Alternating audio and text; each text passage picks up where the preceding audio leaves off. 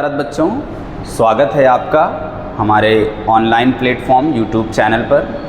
And आज के session में हम लोग ये डिस्कस करेंगे कि क्लास 10th के पॉलिनोमियल चैप्टर को हम लोग एट अ ग्लांस कैसे रिवाइज कर सकते हैं। यू नो कि ये आपका बोर्ड एग्ज़ाम है और बोर्ड एग्ज़ाम में हर एक चैप्टर्स के अपने अपने वेटेज होते हैं, जिसमें पॉलिनोमियल आपके बोर्ड एग्ज़ाम में मैथमेटिक्स का सेकंड चैप्टर है। ओके, और इस सेकंड चैप्टर में बहुत ही लीस्ट कंटेंट्स हैं। प्रीवियसली जब तक आपका सिलेबस कुछ डिलीटेड नहीं था तब तक ठीक ठाक कंटेंट था, but after deletion so many contents are removed, so now only few contents are there, but there is a lot of question in your board exam.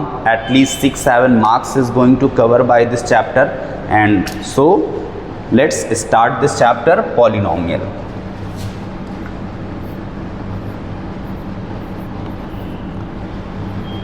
In this chapter we have some previous knowledge also, like what is the polynomial, है ना। If you are going to study any chapter, you must have to frame the three questions: what, why and how. So you know very well that what is the polynomial. In class 9th you studied it, that polynomial can be represented as a f of x, g of x, r of x and so on, है ना। So many things are here, and there are so many varieties of the polynomials that you have to study, like the polynomial of degree 1, polynomial of degree 2, polynomial of degree 3. Polynomial of degree 1, you know, it is known as the linear polynomial. Polynomial of degree 2 is known as the quadratic polynomial, and polynomial of degree 3 is known as the what? Cubic polynomials. So many other varieties also on the basis of terms there. On the basis of terms you can write it as a monomials, you can write it as a binomials, you can write it as a trinomial. If one term is monomial, if two term this is a binomial, if three term this is a trinomial. Examples are also there, like any polynomial is just written 2x, it is a monomials. If any polynomial is written as a 2x plus 5, it is a binomial. If any polynomial is written as a x square plus 3x plus 7, then it will be your trinomials. In the case of linear polynomial, its standard form is like ax plus b. These all are the revisions. In class 9th you know all these things. Just for revision purpose I am telling you. And in quadratic polynomial the standard form is what? Ax square plus bx plus c. And in the case of cubic polynomial the standard form is ax cube, then bx square, then cx plus d. These are the standard forms. So many examples are there. Just for linear polynomial we can write only x plus 2. For the quadratic polynomial we can write x square plus 2x plus 3, and for the cubic polynomial we can write what? X cube plus 2x plus 3. So these are the examples of the linear, quadratic and cubic polynomial. One most important thing that you have to know here, that when any given algebraic expression is polynomial or not. On the behalf of this question, in MCQs one question can be constructed. एक दो question आपको मिल सकते हैं, ठीक है ना। Like आपको इस बात का ध्यान देना है कि ये आपके पॉलिनोमियल में आने वाला जो वेरिएबल है, most of the time you know that variable x came here, है ना। x आपका एज अ वेरिएबल आता है, और अगर इस वेरिएबल x की जो पावर होती है, exponent power of this x, it must be a natural number. You have to concentrate on this, that this power of the x is always a natural number. Like some examples I am considering here. x square plus 2x to the power 3/2 plus 7. If this thing is written as an algebraic expression, this is not a polynomial because here the power of x is not natural number. So you must have to think about it that the power of x means power of variable is always a natural number. There is no need to look for the power of constants. जैसे x square के साथ में 2 लगा है या x के साथ में 7 लगा है, तो इन जो ये जो कांस्टेंट्स हैं, इनकी कांस्टेंट्स की पावर से हमें कोई लेना देना नहीं है. उसकी पावर कुछ भी हो सकती हैं, स्क्वायर रूट में हो सकता है, पावर माइनस हो सकती है, बट वेरिएबल के पावर पे आपको फोकस करना है कि वेरिएबल की पावर आपकी हमेशा क्या होनी चाहिए, natural number. Even whole number we can also say the power of x can be 0 also, क्योंकि अगर किसी चीज़ की पावर 0 होती है तो उसकी वैल्यू क्या हो जाती है, 1 हो जाती है. Okay, so in this way we have to aware about this. In class 10th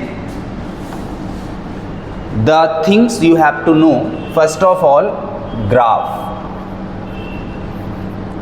First of all you have to know the graph of the polynomials. First polynomial is your linear polynomial. Linear polynomial, standard form of the linear polynomial is like ax plus b, and its graph will be a straight line. This is your x-axis and this is your y-axis, x dash and y dash. This is origin. Graph of the linear polynomial will be a straight line graph, and this straight line graph cut the x only at one point. Then quadratic polynomial, standard form of your quadratic polynomial is ax square plus bx plus c, and graph of your quadratic polynomial is like this is your x dash y dash. Origin. Graph of the quadratic polynomial is your parabolic graph which cut the x-axis at 2 point. And in the same way for the cubic polynomial, you know the standard form very well. You will get the graph of the cubic polynomial like this. It cut the x-axis at 3 points. When you are given a graph, अगर आपको graph दिया जा रहा है और वो graph आपका x axis को 1 पॉइंट पे कट कर रहा है, 2 पॉइंट पे कट कर रहा है, 3 पॉइंट्स पे कट कर रहा है, by looking this we can tell the number of zeros, है ना. अब हम लोग उस जीरोज वाले कॉन्सेप्ट को थोड़ी सी बात करेंगे. अगर आपके पास लीनियर पॉलिनोमियल है तो इसके पास कितने जीरोज होते हैं, 1. आपके पास क्वाड्रेटिक पॉलिनोमियल है तो इसके पास कितने जीरोज होते हैं, 2. एंड अगर आपके पास क्यूबिक पॉलिनोमियल है तो इसके पास कितने जीरोज होते हैं, 3. Here we are I am talking about maximum number of zeros, कि कितने मैक्सिमम नंबर ऑफ जीरोज हो सकते हैं, ठीक है ना. इसके पास मैक्सिमम 1, इसके पास मैक्सिमम 2 और इसके पास कितने होंगे, मैक्सिमम 3 जीरोज होंगे. So these are the graph, linear, parabolic and this is your repeated parabola, और ऑक्सिलेटरी ग्राफ इज दिस. तो यहाँ पे लीनियर पॉलिनोमियल में एक्स एक्सिस को 1 पॉइंट पे कट किया, 1 जीरोज. क्वाड्रेटिक पॉलिनोमियल के ग्राफ ने एक्स एक्सिस को 2 पॉइंट पे कट किया, 2 जीरोज. एंड क्यूबिक पॉलिनोमियल ने 3 पॉइंट पे कट किया तो कितने जीरोज हो गए, 3 जीरोज हो गए. इनकी कुछ और वेराइटीज़ हैं जो मैं आपको दिखाना चाहूँगा. जैसे for quadratic polynomial your different graphs can be seen like this one. It cut at 2 points, so it is clearly there are 2 zeros. But sometimes you can see the graph of your quadratic polynomial in this way. It touch the x-axis at only 1 point. अगर इसने x-axis को सिर्फ एक ही point पे touch किया, इसका मतलब इसके पास नंबर ऑफ जीरोज कितने हैं, 1. नंबर ऑफ जीरोज कितने हैं, 1. द क्वेश्चन इज कि सर नंबर ऑफ जीरोज 1 कैसे हो सकते हैं, 2 होने चाहिए, क्योंकि ये तो आपका लीनियर का तो ग्राफ है नहीं, ये तो क्वाड्रेटिक का ग्राफ है. बट यहाँ पे इसने एक्स एक्सिस को एक पर्टिकुलर पॉइंट पे टच किया, इसका मतलब इसके जो जीरोज़ हैं वो दोनों इक्वल जीरोज़ हैं, मतलब एक्स की जो दो वैल्यूज़ आएंगी वो दोनों इक्वल आएंगी। लाइक अगर आपके पास पॉलिनॉमियल दिया गया है, जस्ट लुक हियर, पॉलिनॉमियल दिया गया है x square plus 2x plus 1, it is a quadratic polynomial, it can be written as x plus 1 का होल स्क्वायर। इसका मतलब आपको यहाँ से क्या मिल गया, x प्लस 1 दो बार मिल गया। अब जब आप x प्लस 1 को दोनों बार जीरो के इक्वल कंसीडर करोगे, x की वैल्यू आपकी दो बार -1 आएगी, मतलब इक्वल वैल्यू आएगी। तो ये ग्राफ उस पर्टिकुलर सिचुएशन को आपको रिप्रेजेंट करता है। लेकिन अगर एग्जाम में पूछा जाएगा कि इसके पास जीरोज़ कितने हैं, क्योंकि इसने x एक्सिस को एक ही पॉइंट पे टच किया है तो आप नंबर ऑफ जीरोज़ एक बताएंगे। इसके पास दो डिफरेंट जीरोज़ नहीं है, एक ही जीरोज़ दो बार है, ठीक है ना। तो ये भी आपके लिए है। और यहाँ पे जो हम लोग एक वर्ड यूज नहीं कर रहे हैं, दैट इज़ रियल वर्ड हम यहाँ पे यूज नहीं कर रहे हैं। These are the real zeros में जो रियल लाइन्स या रियल नंबर्स में बिलोंग करते हैं। और एक आपको क्वाड्रेटिक पॉलिनॉमियल का ग्राफ कुछ ऐसा भी देखने को मिल सकता है जो कि एक्स एक्सिस को कहीं पे कट नहीं करेगा, कहीं पे टच नहीं करेगा। इसका मतलब ये नहीं कि ये क्वाड्रेटिक पॉलिनॉमियल का ग्राफ नहीं है, लेकिन इसके पास नंबर ऑफ रियल जीरोज़ एक भी नहीं है। इसके पास नंबर ऑफ रियल जीरोज़ कितने हैं, जीरो, एक भी नहीं है। इसके पास नंबर ऑफ रियल जीरोज़ एक है और इसके पास नंबर ऑफ रियल जीरोज़ कितने हैं, दो है। तो हमें इस ग्राफ के बारे में बहुत अच्छे से नॉलेज होनी चाहिए। ग्राफ के बाद just for revision I am giving this video. तो अब इसके जस्ट बाद हम लोग को क्या पता होना चाहिए, जीरोज़ की नॉलेज होनी चाहिए, zeros of the polynomial. Specially आपके क्लास कोर्स में क्वाड्रेटिक पॉलिनॉमियल की बातचीत है। क्वाड्रेटिक पॉलिनॉमियल आपका किस वैरायटी का होता है, ax square plus bx plus c, ये आपका क्वाड्रेटिक पॉलिनॉमियल है। और इस क्वाड्रेटिक पॉलिनॉमियल में एक्स स्क्वायर का कोफिशिएंट है a, x का कोफिशिएंट है b और कांस्टेंट कोफिशिएंट आपका क्या है, c है। अगर हम इसके एग्जाम्पल की बात करें तो बहुत सिंपल सा एक एग्जाम्पल हम लोग यहाँ पे लिख सकते हैं, x square minus 5x plus 6, this is your quadratic polynomial.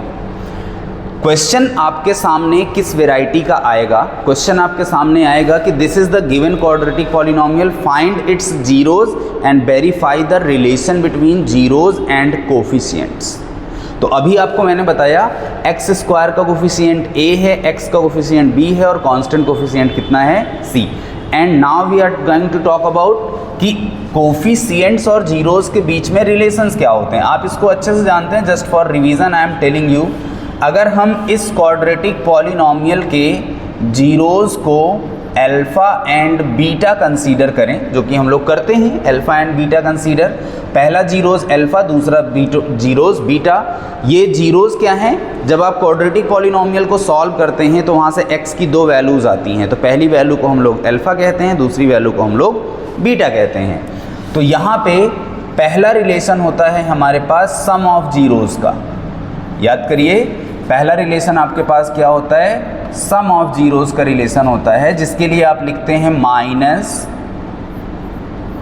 Coefficient of x upon में कोफिशिएंट ऑफ x स्क्वायर। और इसे सिंबॉलिक फॉर्म में हम लोग कैसे लिखते हैं, alpha plus beta is equals to minus B by A, क्योंकि कोफिशिएंट ऑफ x b है और x स्क्वायर का कोफिशिएंट a है।